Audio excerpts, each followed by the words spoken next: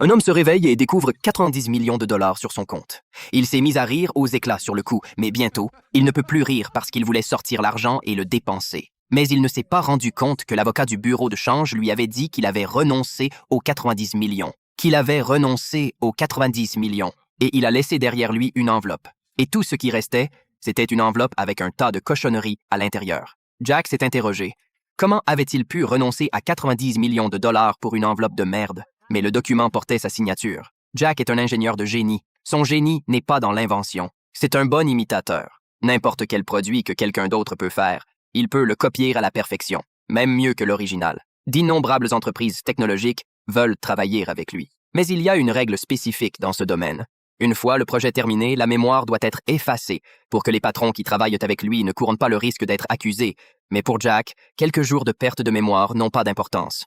Son meilleur ami lui a conseillé de ne pas vivre pour gagner sa vie. Jack n'en avait rien à foutre. Et puis le jour est venu où on lui a proposé une autre affaire. Le propriétaire proposait la somme astronomique de 90 millions de dollars.